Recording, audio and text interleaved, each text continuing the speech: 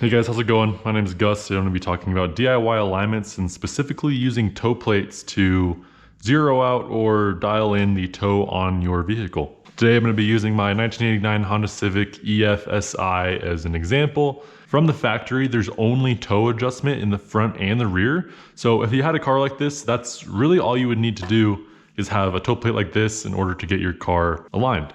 What I have here is just a set of, I think they were $40 on eBay. It's just some metal plates with tape measures and some rods to make sure they're spaced away evenly from the wheel. And what this allows you to do is dial in your alignment. You can kind of see it here. How many inches correlates to how many degrees on a actual alignment rack. You may be asking yourself, how accurate can this really be? Because, I mean, these are significantly less precise than a laser alignment tool, something like a professional shop would have. In my experience, they're actually fairly reliable. A lot of people do this, race car teams do this, all the large car YouTubers do the same exact thing. It's just not worth having your own alignment rack or taking it to a shop to align it every single time. You want to make an adjustment, check it, things like that. All you need to do to use these is make sure that these guys are spaced out correctly and that they're the same length. Again, you can't do this exact, but get it as close as possible. In a perfect world, you would also want the plate centered on the wheel.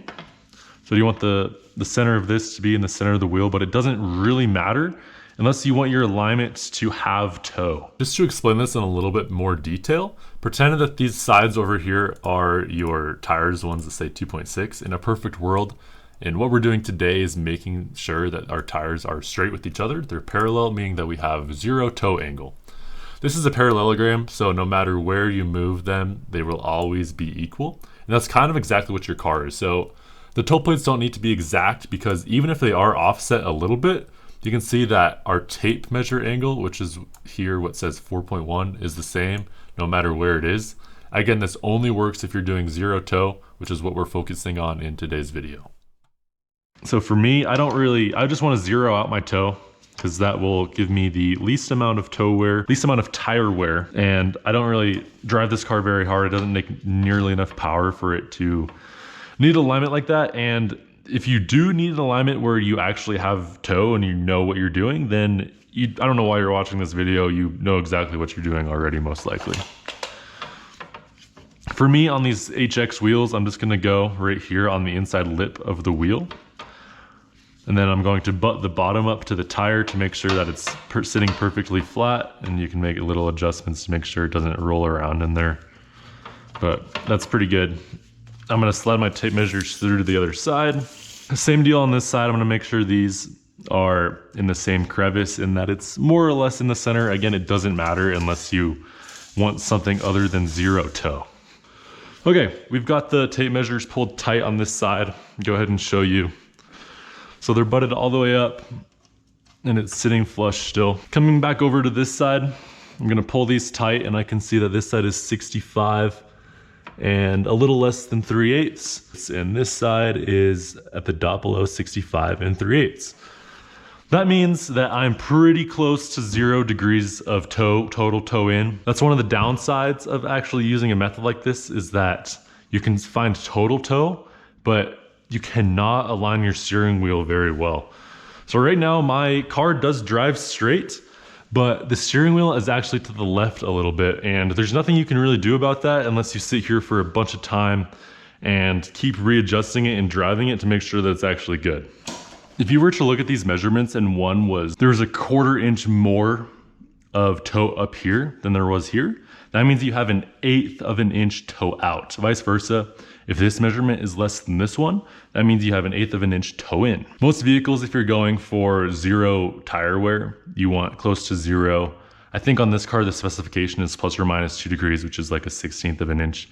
And that's pretty easy to get to using something like this where the measurement is accurate down to the 1/16 of an inch.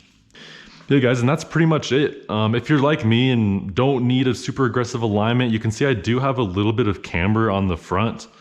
And everyone thinks that the inner tire wear is from camber wear, and that is not the case. It is, unless you have a lot of camber and your tires are not even touching the ground, then the majority of your tire wear is going to come from a bad toe alignment. And you can fight me as much as you want on this, but that's just how it works when you have bad toe. The tire, the inside of the tire and the outside of the tire aren't spinning at the same rate, so that's why it causes either the inside or the outside to wear faster. Camber, again, unless you have super mount, if the whole tire is touching the ground, it's not going to cause a noticeable amount of tire wear. If you have a Honda Civic like me and you're just adjusting the toe, it's actually really easy to do, and you can do it on the ground. I would recommend putting some cardboard or something for the wheels to slide on if you're going to do this. But if you get down here, you can actually see the tie rod and you can adjust it from down here. It's not the easiest thing to do, but it is definitely possible. I've done it myself before. Hopefully you're able to see it. My car is lowered. You can definitely get a car lower than this, but again, you can just put the car up on some pieces of wood or something underneath the tires. You do need the car to be on the ground because the geometry will change if you could pick the car up off the ground. Same logic as if you lower your car, you need an alignment. It's the same exact geometry is changing during that time. If you want to do the same thing in the back, it would be a little bit harder to do it while it's on the ground because it takes a lot more force to adjust it. But although it is possible, you just adjust this toe arm back here. It is oblonged on that inside part over there. You probably do need to adjust your or loosen your trailing arm bushing to do this. That's why it would be a little bit hard to do this while it's on the ground. If you don't believe me, I've had these tires. They're really, really garbage tires. I've had them for about 4,000 miles now, and there's basically zero abnormal wear on any of the tires. Since this is a front wheel drive car, I'm gonna go ahead and show you the front wheels. You can see there's basically zero tire wear. The tread is super even on both sides. This is the front driver's side. I'm gonna go ahead and show you the passenger side as well. Again, zero abnormal tire wear. It all looks perfectly normal. The back has even less just wear in general because this is a front wheel drive car. Again, very, very even. I use the same method. I do have camber adjustment in the back with the camber kit, but again, that's not really gonna cause that much camber, that much tire wear over a longer period of time. Lastly, the rear driver's side tire, again, zero abnormal wear. Lastly, if you're doing this at home because your car is pulling, that is a problem not due to toe wear. If you don't believe me, think about it like this. If your steering wheel is straight and one of your tires is not straight, meaning that you have either toe in or toe out, your car is going to naturally adjust for that to make the tires even. So it's gonna make your car not pull. In this scenario, it is possible that if you had that much toe, it could throw off the caster, and that is how your car could pull. And using these toe plates, it is not possible to adjust caster or measure caster, and I don't even think it's adjustable on these cars anyways. Yeah, I hope you guys enjoyed this video and found it helpful. I was skeptical for a long time that this might not work or this might not be accurate, but I've been driving this for a long time, and there's no wear. It drives perfectly straight. There's nothing you can really do more than that. I'm someone who likes to do all of their car projects by themselves. I hate having other people touch my car. Last time I had a car aligned by a shop, it was Big O down the street. They took my car for like a 12-mile joyride, and that's just something I'm not interested in doing.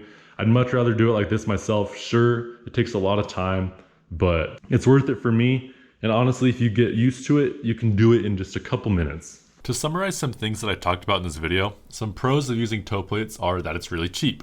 There's only a $50 one-time cost, and they're not ever going to break as long as you treat them with some decent respect, and you can use them on as many cars as many times as you'd like. Also, they're pretty accurate enough, I would say. They obviously don't compare to a laser alignment rack that costs tens of thousands of dollars, but for someone like me, someone that's daily driving their car, or even someone that has a weekend race car, it's definitely good enough. Lastly, it's DIY. You don't have to pay anyone else to do it. No one else has to touch your car, and you know that the job was done correctly because you did it with your own hands. There are some cons, meaning that toe plates can only do toe. You cannot measure caster or camber with these plates. There are other ways to do it. I am not going into that in this video, and it's not something that I'm doing on my cars anyways. Like I talked about this before, it's not as accurate as a machine. That's just plain simple fact. A tape measure will never be as accurate as a $20,000 laser. And it can be time consuming. If you don't have any time to do this or you just don't want to, then you might as well take it to a shop where someone else can do it for you and it'll be done in just a few minutes. Yeah, that just about covers it. I'm not sure how technical I'm gonna go into the editing and actually explain all of the geometries and things like that. If you want me to do more of that, please let me know and I can make a more detailed video about the geometries and everything I mentioned that was technical in this video. Hopefully you enjoyed it, and if you want to see more content like this, please leave a like, let me know in the comments. Thank you for watching, and I'll see you in the next one.